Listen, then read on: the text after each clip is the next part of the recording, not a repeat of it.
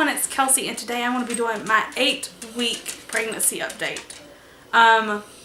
This week was full of lots of stuff going on, not actually like symptom-wise, but just going on.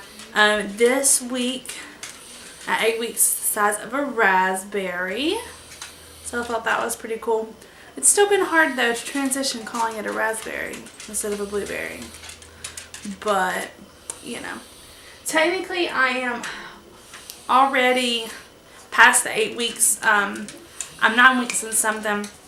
I have to figure it out because according to my cycle, I'm different than what the baby's actually measuring because we had our first ultrasound in the 8 weeks. And I have a little picture of the little baby, and it's really hard to, it looks very funky in this picture, but if you watched our announcement video, then you saw probably a little bit more clearly what it looks like. It is measuring great. It is attached in a good spot. We did have to do some more blood work for me because my levels were still off, but my levels have been off on my white blood cell count for a couple months now, but it wasn't extreme enough to worry about, but they're kind of concerned about it now. So they had me redo some blood work. I was also sick the week that they took my blood work, so my white blood cells are going to be off then anyway. But at the ultrasound, we did find out some not so good news.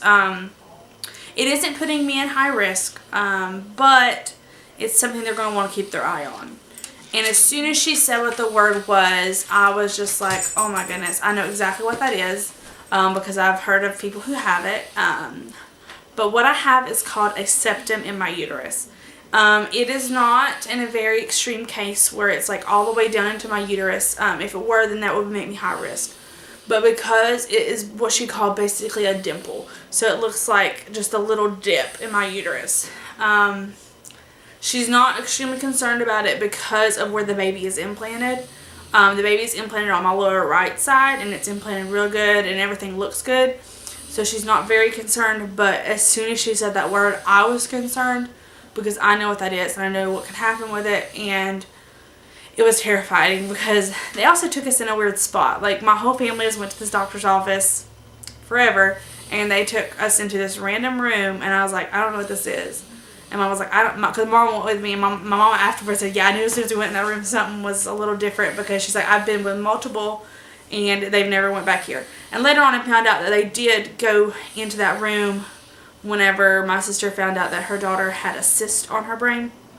But everything's fine with her. But I guess it's the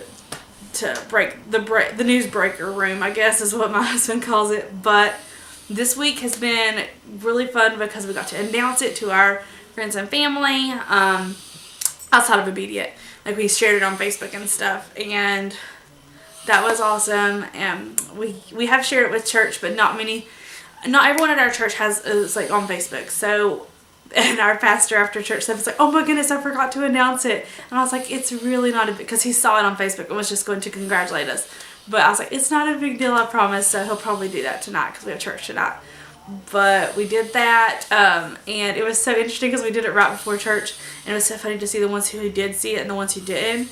But yeah, it was funny. But that was awesome getting to share it with everyone. Symptom-wise, I have had some like dry nose issues, like almost a little bloody, but not like a bloody nose, but just like dry nose issues. I haven't been urinating as much, which has been great because I can actually sleep through the night. And I normally sleep till like 5:30, and then I'll have to get up to let my husband inside the house anyway. So I do that, and then I go to the bathroom then. But that's a long span for me to not have to go to the bathroom. I am craving water, which for me, I don't like water, so craving is a good thing. And I drink it all the time.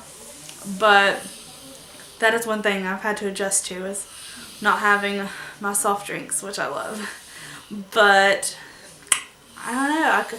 If I'm having another craving, it would be like southern food. I don't really want like Mexican or Italian. I'm just not wanting it. But I am wanting Japanese though, because Japanese is good.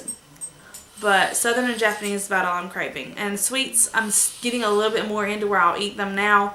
But I wasn't wanting them at all to begin with. At all. Like, I just sit there and stare at the candy bar. Which is not me either. But that's been about my only symptoms. I haven't really had anything go on. Like, and someone was asking me, they're like, oh, have you had much symptoms? And I'm like, no, it could just be like a normal day. And which is awesome. I think it's great that I get to not be sick. Right? So far, I've not gotten sick. And that's been great for me to be able to keep up with the kids and stuff and keep going my daily routine. And then sometimes it's kind of worrisome that I'm not having any symptoms, you know. But we saw the baby's heartbeat, and it was good, and it was implanted in a good spot, and yeah, it was, the heartbeat was 171, so, but it's still very early, so they're going to be really high, but yeah, that's what we got to see at the ultrasound. We're so excited. I think it's becoming a little bit more real the more as time goes on, and we also found us a house that is big enough for all of us, because we found like a 3-bedroom house, and we're going to be moving hopefully this weekend. But yeah, we're excited about that. That's probably what's going to be going on in the, I don't know if it's my week 10, if I consider it my week 10, because they're still considering my due date the same, because it's not enough different from where the baby's measuring. So, I don't know. Anyway, but we'll be doing that this week, and yeah, that's pretty much all that went on in week 8. It wasn't a big, busy week. It was an awesome week because we got to go see the ultrasound, but otherwise it was pretty relaxed on the symptoms around and stuff. But if y'all want to keep following along on this journey, just hit subscribe, and if you like this video, give it a thumbs up, and I will see y'all in the next video. Bye!